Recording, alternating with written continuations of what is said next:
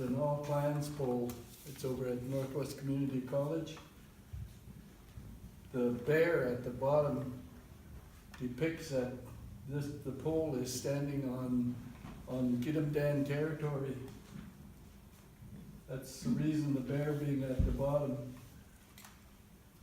Then further up is a Githzehio, the big frog, their subcrest, the hawk, the night hawk, and then above that was a caribou, which is our clan, caribou frog, and then above that was a beaver, Damox's clan, and then right on top was a killer whale fireweed.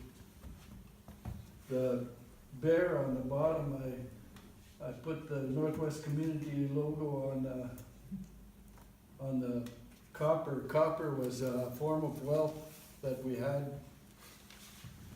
in the old days. So the logo being on the copper represents that knowledge as a college here is a form of wealth. And then up on the top, there's a beaver, his chewing stick.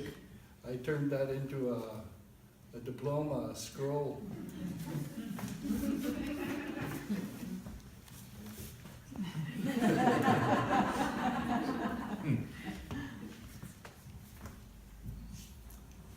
Ron, maybe you could say a few words when this was happening.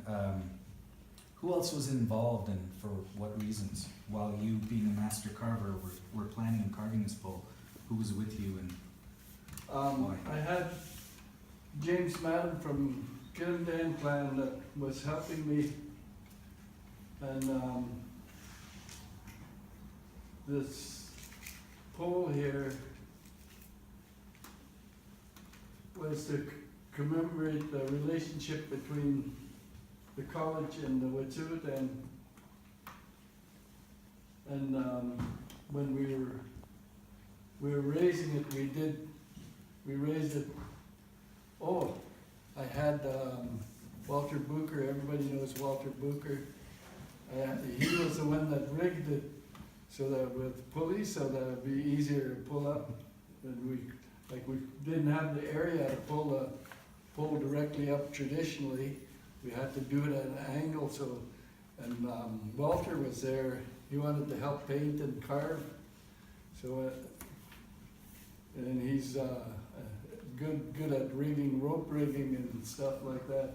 So he rigged it so that we would have not a direct pull, an indirect pull with pulleys, and we pulled it up, and we stopped at 1/5. We stopped and sang one clan song to commemorate that clan, and we stopped at another and sang the clan song again until we sang all the clans, and then it was upright. So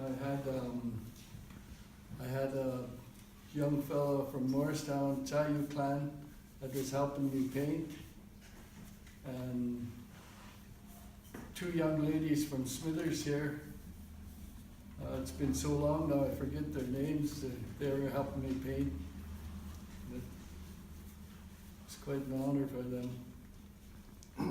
Last part of that story was, Ron, well, we got another week, well, we got 2 more days, and so we were putting the cover lacquer on, and we just emptied out our office and the whole staff and nobody took turn.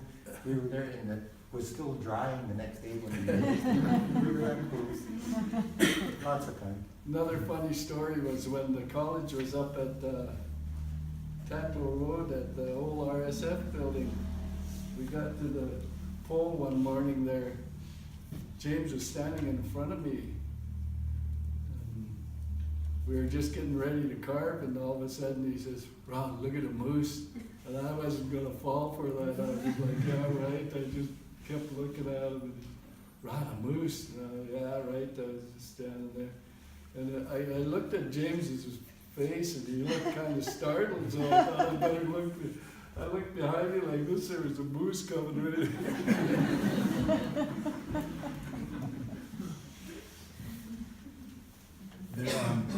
There there are a lot of rules around totem poles. My understanding is that